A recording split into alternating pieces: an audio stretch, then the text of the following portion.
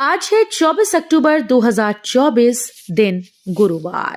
Welcome back to clean news UP. चलिए देखते हैं उत्तर प्रदेश की 25 फटाफट बड़ी खबरों को।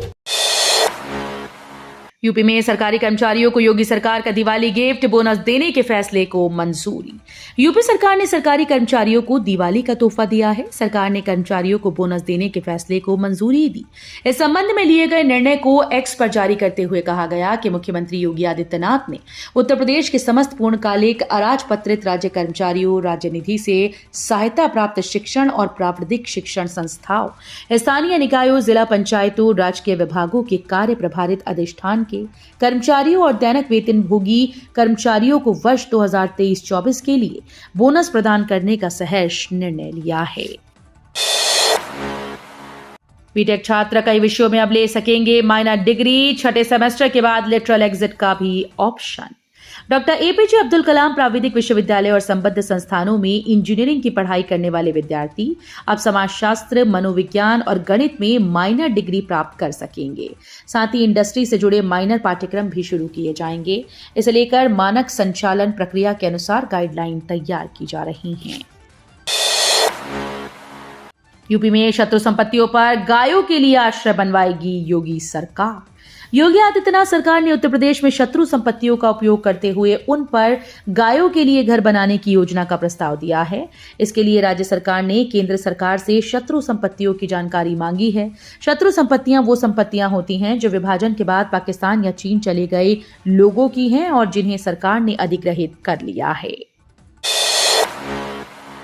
बीएचयू में ग्रेजुएशन में युवा करेंगे प्रवासी भारतीय पर पढ़ाई, विदेश में कर सकेंगे कमाई। बीएचयू में ग्रेजुएशन छात्र 3 सेमेस्टर तक प्रवासी भारतीय की पढ़ाई कर सकेंगे। छात्र इसे ऑप्शनल के तौर पर चुन सकते हैं। इसी सत्र से कोर्स की शुरुआत हो सकती है। एकेडमिक काउंसिल की मीटिंग में इसका प्रस्ताव रखा गया।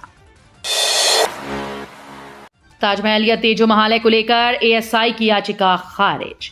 ताजमहल में पूजा अर्चना और दुग्धाभिषेक की मांग को लेकर दाखिल की गई याचिका अगली सुनवाई 12 नवंबर को होगी।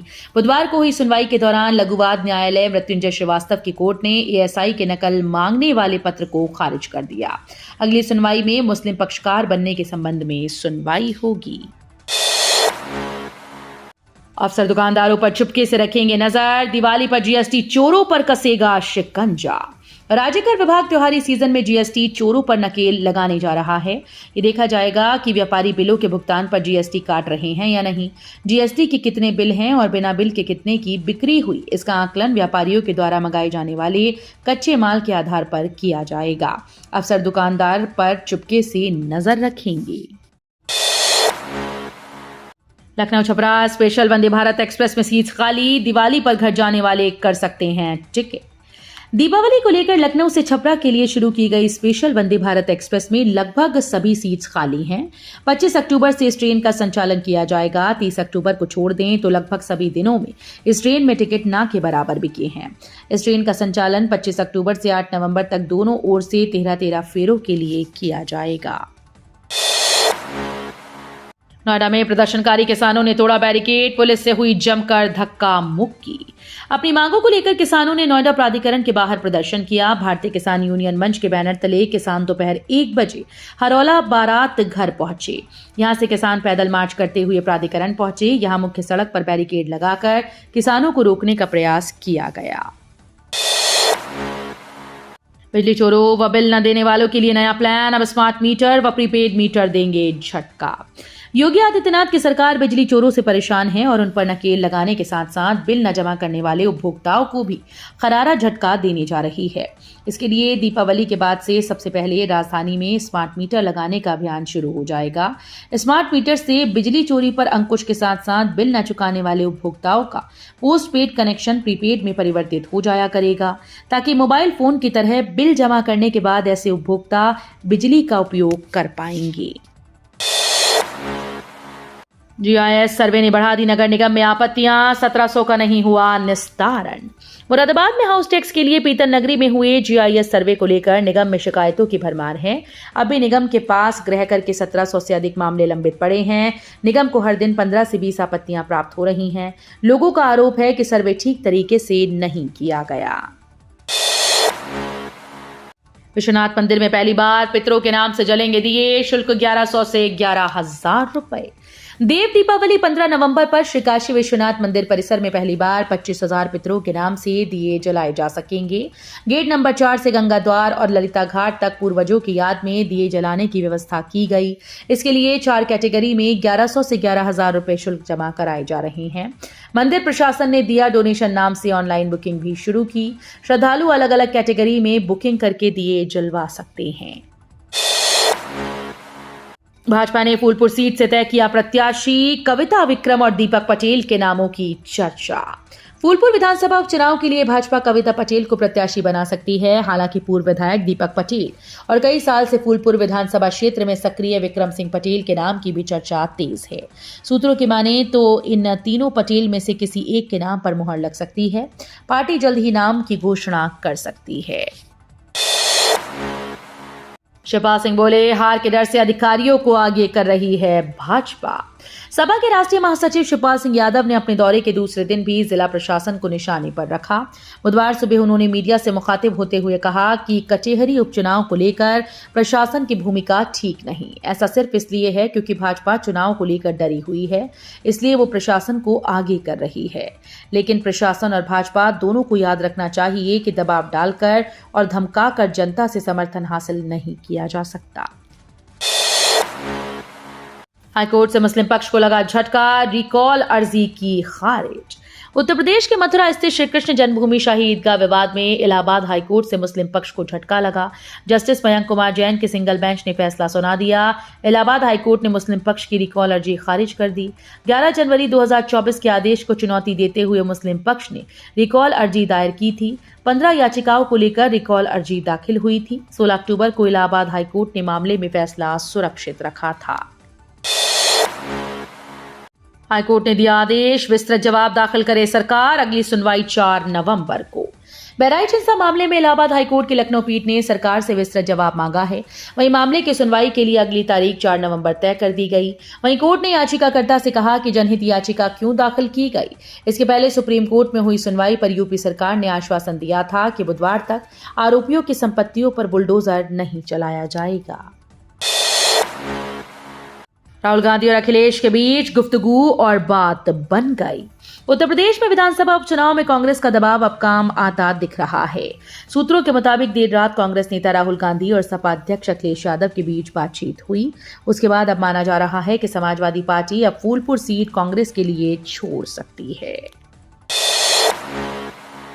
लखनऊ मेट्रो का एक काम देख यूरोप का बड़ा बैंक हैरान, तारीफ कर करके थका। ईआईबी के 3 सदस्यीय प्रतिनिधिमंडल ने लखनऊ में अहम बैठक की। 20 को आगरा और 21 अक्टूबर को कानपुर मेट्रो परियोजना के दौरे पर रही ईआईबी की टीम ने यूपीएमआरसी के निर्माण परियोजनाओं के काम की स्पीड पर संतुष्टि जताई। लखनऊ मेट्रो की हाल ही में राइडरशिप बढ़ाने के लिए किए गए प्रयासों की भी ईआईबी की टीम ने तारीफ की।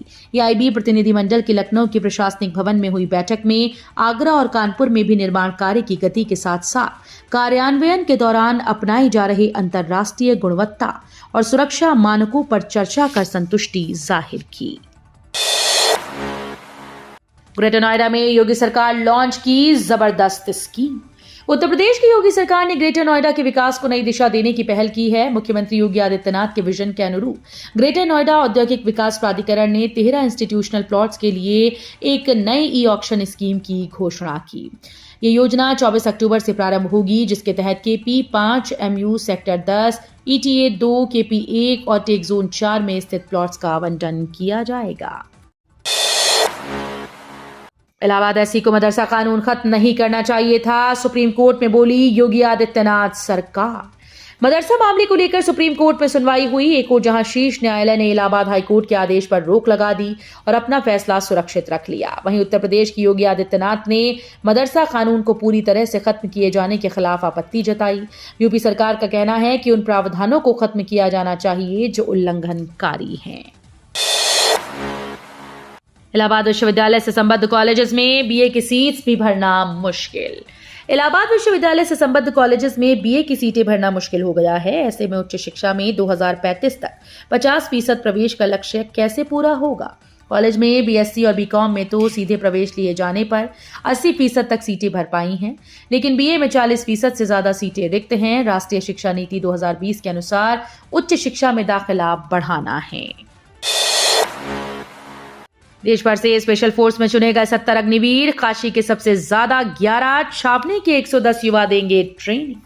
बेंगलुरु में कठिन प्रशिक्षण के बाद वाराणसी के 56 अग्निवीर में से 11 ही मानक पूरा कर पाए।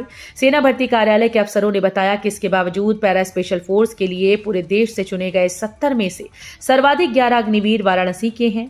उधर छावनी क्षेत्र के सेना भर्ती कार्यालय से 110 अग्निवीर ट्रेनिंग सेंटर्स के लिए रवाना हुए। महाराष्ट्र चुनाव में छाए सीएम योगी, मुंबई में जगह जगह लगाए गए बटेंगे तो कटेंगे संदेश वाले पोस्टर। महाराष्ट्र विधानसभा चुनाव में यूपी के सीएम योगी आदित्यनाथ अभी से छा गए हैं। मुंबई के कई इलाकों में उत्तर प्रदेश के मुख्यमंत्री योगी आदित्यनाथ की तस्वीर और बटेंगे तो कटेंगे संदेश वाले पोस्टर लगाए गए हैं। इन पोस्टर में बटेंगे तो कटेंगे और एक रहेंगे तो नेक रहेंगे, सुरक्षित रहेंगे के संदेश लिखे हैं। लाल रंग से लिखे संदेश वाले पोस्टर भगवा, पीले और हरे रंग के संयोजन वाले हैं। यूपी में बन रहे अपने तरह के पहले रोपवे पर रार, बीजेपी विधायक बोले शिफ्ट करें स्टेशन। यूपी के वाराणसी में पब्लिक ट्रांसपोर्ट के लिए बन रहे देश के पहले रोपवे को लेकर रार ठन गई। स्थानीय भाजपा विधायक नीलकंठ तिवारी और रोपवे की कार्यदायी संस्था राष्ट्रीय राजमार्ग लॉजिस्टिक प्रबंधन लिमिटेड की प्रोजेक्ट मैनेजर पूजा मिश्रा इसे लेकर आमने सामने हो गए। भाजपा विधायक गुदौलिया चौराहे पर प्रस्तावित रोपवे स्टेशन शिफ्ट कराना चाहते हैं, लेकिन प्रोजेक्ट मैनेजर से शिफ्ट करने से साफ इनकार कर दिया। बीएसएनएल ने बदल दिया अपना रंग, रूप और पहचान, 7 नई सर्विसेज शुरू। बीएसएनएल ने सिम कियोस्क सहित 7 नई सर्विसेज लॉन्च की। टेलीकॉम कंपनी का नया लोगो भी अनवील किया। फाइबर इंटरनेट ग्राहकों के लिए national wifi roaming, new fibre based TV service के तहत 500 से अधिक लाइव चैनल और पे टीवी ऑप्शन, सिम कार्ड खरीदने अपग्रेड करने के लिए कियोस्क, माइनिंग ऑपरेशंस के लिए प्राइवेट 5G नेटवर्क और भारत का पहला direct to device connectivity solution launch किया है। एनर्जी कंपनी पर एक के बाद एक संकट, शेयर बेचने की लगी होड़, 66 रुपए पर आया भाव।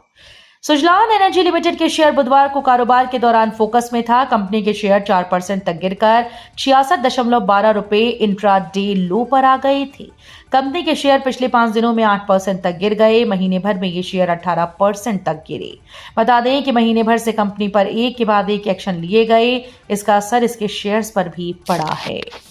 तो ये थी आज की 25 फटाफट बड़ी खबरें। अगर आपको न्यूज पसंद आई हो तो वीडियो को लाइक और शेयर जरूर करें। धन्यवाद।